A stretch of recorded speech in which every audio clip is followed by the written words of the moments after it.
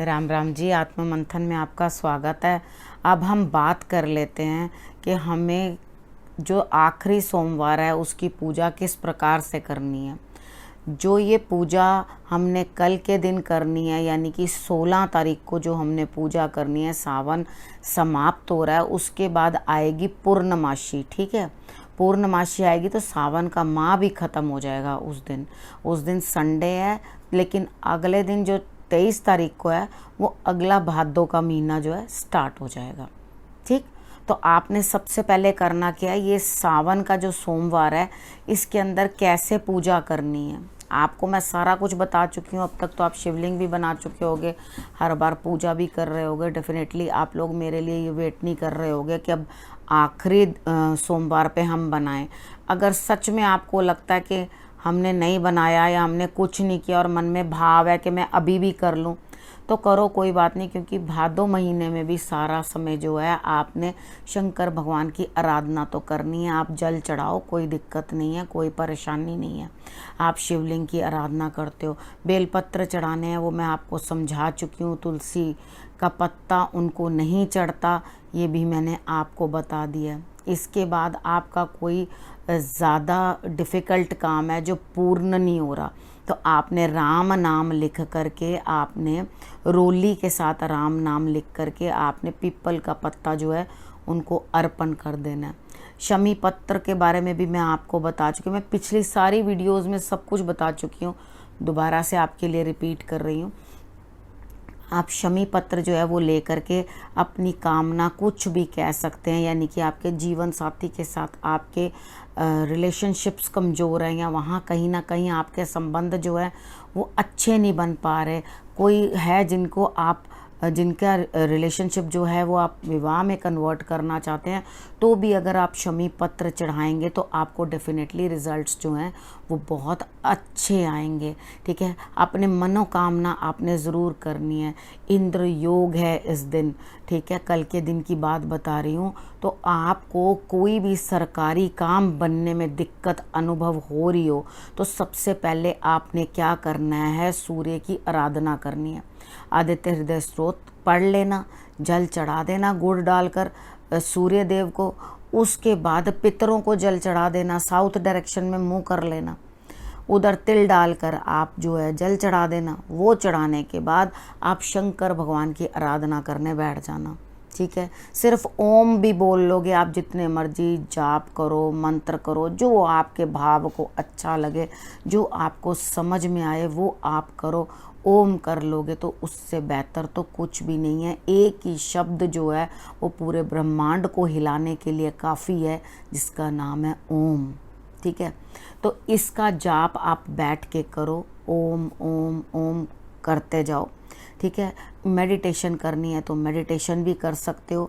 अनार का जूस ज़रूर चढ़ा देना, गन्ने का रस या अनार का जूस। ठीक है, गन्ने का रस हम पहले चढ़ा चुके हैं, गन्ने का रस नहीं तो चीनी मिला हुआ, जल मीठा मिला हुआ, यानी कि गुड़ डाल के भी वो एक सेम ही चीज़ होती है। क्योंकि गुड़ जो होता है वो गन्ने के रस से ही बनता है। अगर गन्ने का रस अवेलेबल नहीं होता तो गुड़ डाल लेते हैं, और गुड़ डाल के उसके साथ जो है महादेव का आपने अभिषेक करना है। अब कल का दिन जो है आपने अनार के जो दाने हैं उनका जूस निकाल लेना, और वो निकालने के बाद आप उसको अर्पण कर देना उनको।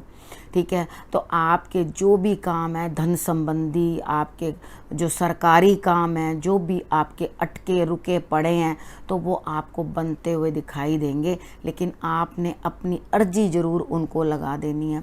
शंकर भगवान बड़े ही सिंपल हैं, सिंपल तरीके से आप सिर्फ जल से भी उनकी पूजा करके और सिर्फ ओम भी बोल दोगे, अपने मन का भाव रख दोगे, वो भी समझ जाएंगे। यानी कि उनको इतने जो प्रपंच हैं वो समझ नहीं आते, साधारण हैं, वो बिल्कुल साधारण प्रेम और भाव से जो है वो आपको सब कुछ जो है दे देते हैं। ठीक, आपने पूजा आराधना जो है वो भाव से करनी है। मैं हर बार यही कहती हूँ, सामग्री कम हो जाए, लिमिटेड हो जाए, चीज़ें कम हैं, कोई दिक्कत नहीं है, उतना नहीं है। लोटा लिया, आम पत्ते लगाए, नारियल लगाया, वो पूजा के लिए इतना मंडल सजाया, नहीं है आपके पास, नहीं कर सकते तो कोई बात नहीं। आपकी जो भाव ही है वो ही काफ़ी है। वस्त्र उनको चढ़ा सकते हो, बहुत अच्छा मौली तोड़ कर, नहीं तो वस्त्र अर्पण कर देना, वो भी वही सेम काम करता है। ठीक है, आप उसे अर्पण कर सकते हो। उसके बाद उनसे अपने मन की जो भी इच्छा या जो भी भाव है उसको आपने जो है कह देना है। ठीक है, आपने जब उनको वो भाव कह दिया, अपने मन से जो आपके आया वो कह दिया, तो डेफिनेटली आपके लिए रिजल्ट्स बेटर आएंगे। खीर ज़रूर बना लेना। खीर हर बार की तरह, मैंने हर सोमवार आपको बोला है कि खीर बनानी है, खीर बनानी है। हर बार आपने बनाया भी है।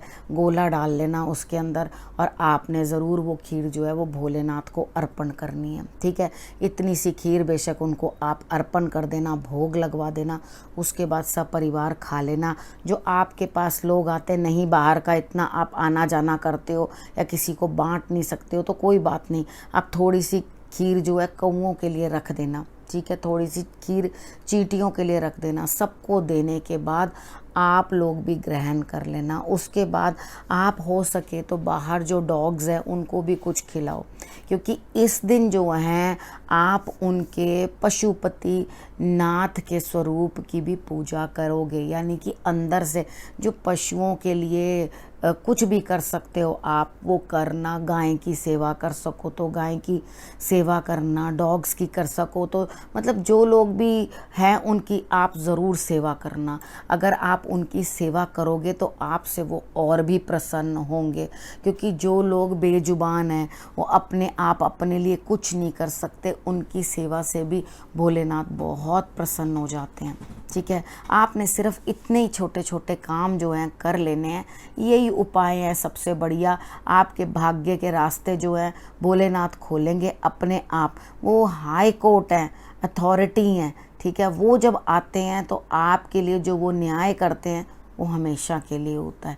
ठीक है, आपको जिस चीज़ की आवश्यकता है वो आप उनके आगे रखो। ज्ञान, धन, रिलेशनशिप्स, जो भी आपको जिस भी चीज़ के बारे में आपने बात करनी है वो ज़रूर करो।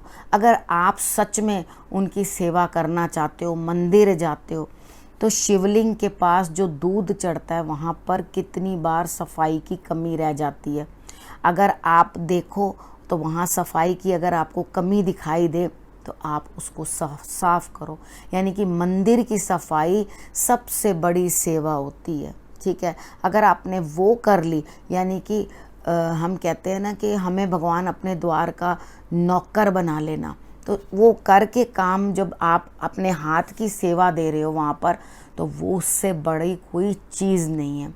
ठीक है, आपको मैंने नाग पंचमी के बारे में भी बताया था, वो सब आप लोगों ने वैसे ही किया, आपने मुझे बताया। लेकिन अब आप लोग ये जो कल सोमवार है इस दिन भी आप लोग जो है कर लेना। जिन लोगों ने भी ये 4 व्रत रखे थे उनको 16 सोमवार के व्रत के बराबर जो है वो आपको रिज़ल्ट मिलता है। जिन्होंने व्रत नहीं रखे, खाली पूजा भी करी है, तो भी कोई दिक्कत नहीं है। भोलेनाथ इतने ज़्यादा बातों में नहीं पड़ते, वो साधारण से हैं। बस साधारण रूप से आप भी बिल्कुल साधारण बन के उनके साथ चलो तो वो आपसे जो है प्रसन्न होते हैं।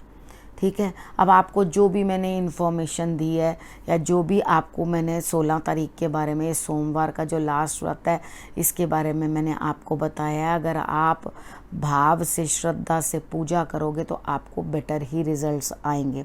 ठीक है, आगे बढ़ो और आगे बढ़कर आप इस तरह से जैसे मैंने बताया वैसे करो, अपने भाग्य के अंदर परिवर्तन आप खुद ही देखोगे। ठीक है, अब इस विषय को मैं यहीं समाप्त करती हूँ। अगले विषय के साथ फिर से आपके पास आऊँगी, तब तक के लिए नमस्कार।